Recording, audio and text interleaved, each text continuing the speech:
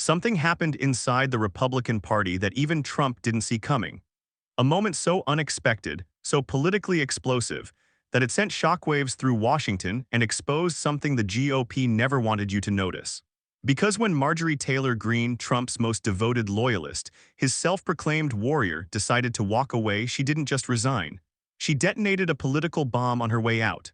And the fallout, it's bad. Worse than bad, it's the moment many insiders now quietly call the beginning of the end of Trump's iron grip. But this wasn't a simple fight. It wasn't a normal political split. What MTG did and what happened around her tells a story of collapsing power, growing defiance, and a GOP suddenly terrified of its own future. Let's break it down. Marjorie Taylor Greene has always been unpredictable, but nothing compared to the shockwave she sent through Washington when she abruptly resigned from Congress. Not retired, not stepped aside, not leaving at the end of her term. She walked out immediately, and that single choice detonated a political bomb straight under Donald Trump's feet. Because in Congress, timing is everything. If MTG had simply announced she wouldn't run again, the GOP would have kept her vote until January.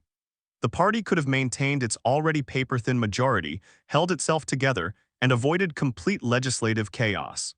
But by choosing to resign instead of retire, she created an instant vacuum, a missing vote, a vanished seat, a weakened majority at the exact moment Republicans were already hanging on by a thread. And everyone knew Trump needed every vote he could get.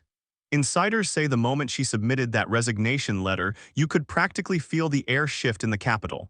It wasn't just a political loss, it was a message, a warning. A sign that even the loudest, fiercest Trump loyalist was no longer willing to stay strapped inside the MAGA airplane as it rattled harder than ever.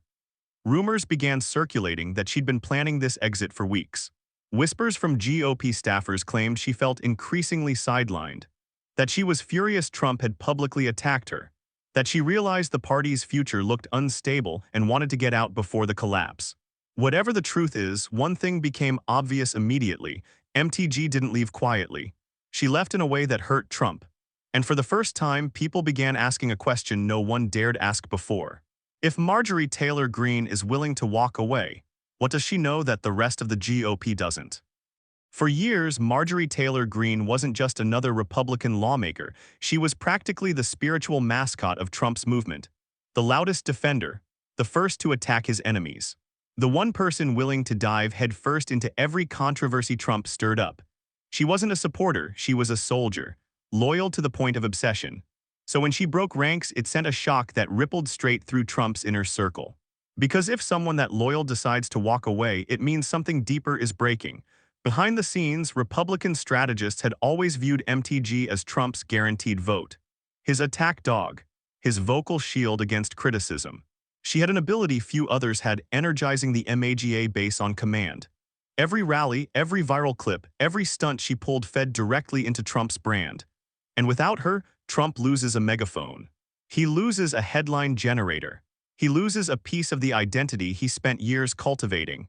But the most unsettling part for Trump wasn't losing a supporter, it was what her departure revealed about him. Because MTG turning her back wasn't just a personal betrayal. It signaled a shift Republicans were already whispering about in private. Trump's intimidation wasn't working anymore. Lawmakers who once feared him stopped flinching. Allies who once folded instantly began hesitating. People inside the GOP started saying the quiet part out loud. He's not as powerful as he used to be. And MTG's break was the clearest, loudest proof. Her exit showed other Republicans that it was now possible to leave his orbit without being politically destroyed. It showed them that Trump's threats were losing their bite. It showed them that loyalty had limits, even for the most loyal. And once one domino falls, the others never stay standing for long. If there was one moment that exposed the full extent of Trump's collapsing influence, it was the Epstein files showdown, a fight he thought he could control, until it spiraled completely beyond his reach. For weeks, Trump's team scrambled behind the scenes, trying to kill the bill that would force the release of the Epstein documents. He pressured lawmakers. He raged online. He sent signals through loyal surrogates. Trump wasn't subtle about it. He wanted those files buried, and he expected Republicans to obey. But what happened next wasn't just unexpected, it was historic. When the vote finally came to the House floor, the result wasn't close or divided or even mildly dramatic. It was a political landslide, 427 to 1, every Republican, every Democrat, every faction of Congress united, and the Senate 100 to 0. A unanimous vote in the most divided chamber in America, not a single senator sided with Trump, not one. Even lawmakers who spent years terrified of crossing him suddenly voted in direct defiance. The message was unmistakable. Trump's fear factor had evaporated. And perhaps the most symbolic blow of all was this: Marjorie Taylor Greene, once his most fanatical ally, sided against him. The same woman who built her brand defending him at every turn voted to release the very files he wanted hidden. Insiders say Trump was blindsided, furious, shocked at how quickly his grip slipped. Because for the first time in years he pushed, and nobody moved. That vote didn't just weaken him, it exposed him. It revealed that the party he controlled with threats and loyalty tests no longer feared him enough to protect his interests. And the worst part, this was only the beginning. After the Epstein vote shattered Trump's aura of control, something even more revealing started happening, not in front of cameras, but quietly behind closed doors. Republicans began behaving like people who weren't scared anymore. For nearly a decade, Trump ruled the GOP through intimidation. One angry post, one threat to endorse a primary challenger, one public insult, that was all it took to keep lawmakers in line. But suddenly that spell broke, and the proof came from the unlikeliest place: Ted Cruz. Cruz has spent years glued to Trump's political shadow, praising him, defending him, mimicking him, anything to avoid Trump's wrath. So when a reporter asked Cruz about running for president in 2028, everyone expected the usual script. Oh no, Trump is our leader, Trump is our future, Trump is the only one. Instead, he didn't say no. He didn't gush about Trump, he didn't even pretend to be loyal. He hesitated publicly. And that hesitation meant everything. If Ted Cruz feels safe enough to entertain a run that challenges Trump's chosen successors, it means Trump's grip is loosening not just at the edges but at the core. And it wasn't just Cruz. Conservative influencers started mocking Trump's allies. Right-wing commentators roasted Kash Patel for using FBI jets like personal toys. MAGA pundits began rolling their eyes at Trump's online tantrums instead of obeying them. It was subtle but unmistakable. Trump's loyal ecosystem was fracturing from the inside. For the first time, Republicans weren't bending. They weren't scrambling to please him. They weren't repeating his talking points out of fear. They were testing the waters, seeing if life outside Trump's shadow was survivable. And MTG's break from him made it clear, it absolutely is. What was once unthinkable, defying Trump, was suddenly becoming normal. And the consequences were about to escalate into something much bigger. Just when the Republican Party thought things couldn't get worse, they stumbled into a political disaster of their own making. A disaster engineered by none other than Donald Trump himself. It started with a demand. Trump wanted Texas to redraw its congressional maps mid-cycle, believing it would hand Republicans 5 new safe seats. He pushed aggressively. He pressured Governor Greg Abbott. He wanted a political power grab big enough to cement GOP control for years. California warned him, Democrats warned him, even some Republicans warned him. The message was simple. If you rewrite the rules, so will we. But Trump doesn't listen to warnings, he listens to ego. So Texas charged ahead. California responded exactly as promised and redrew their maps too, but with one crucial difference. California's maps survived every court challenge. Texas lost in court almost immediately. The result was humiliating. Texas, the crown jewel of Republican power, didn't gain seats, they lost political ground. And because of Trump's push, the GOP is now at risk of losing multiple districts they thought were safe. Legal experts are calling it one of the biggest strategic blunders in modern Republican politics. A boomerang so predictable that even conservative judges openly questioned why Texas took the risk. Insiders say Trump was furious when he realized he had triggered a redistricting chain reaction that advantaged Democrats and weakened Republicans in several states, including Utah, Missouri, and North Carolina. It was the political equivalent of lighting a match in a fireworks warehouse. But the worst part? This wasn't sabotage from Democrats, it wasn't an ambush, it wasn't an attack. This was self-inflicted. A mistake born from Trump's impatience, arrogance, and refusal to listen to anyone who told him the truth. And the GOP was about to pay for it in ways they never expected. If you want to understand how a political empire collapses, don't just look at Congress, look at the voters who were once its beating heart. And for Donald Trump, the most devastating shift didn't happen among suburban moms or older moderates. It happened among the exact voters he bragged about dominating, young men. In 2024, this group was Trump's secret weapon.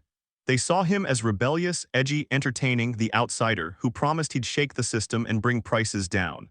But the moment he stepped back into the White House, reality hit like a truck.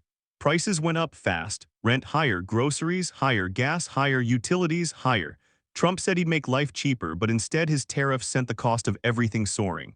And while Americans struggled, Trump focused on remodeling rooms in gold, retrofitting jets for himself, throwing mansion parties, and building a multi-million-dollar ballroom. That disconnect was brutal. Independent young men, once 55% confident Trump would help them, dropped to 24% in just months. A free fall. A collapse in trust no modern president has seen so quickly. And it wasn't just economics.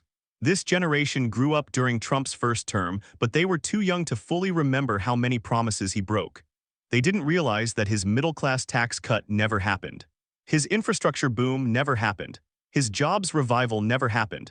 They believed the 2024 version of Trump, the podcaster-friendly, UFC-attending, meme-sharing version.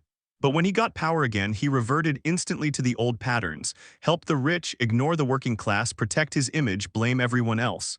Young men saw it, they felt it, and they turned away, not slowly, not quietly, but decisively. And once a generation walks away, it rarely comes back. If Marjorie Taylor Greene's resignation shocked Washington, the way she executed it is what truly rocked Trump's world. Because this wasn't just an exit, it was a precision strike on the very political machine she once helped protect. MTG didn't leave on a timeline that made sense for the party. She didn't coordinate with leadership. She didn't give Trump a warning, a buffer, or even a chance to spin the narrative. She walked out midterm, leaving a gaping hole in the GOP's already fragile majority.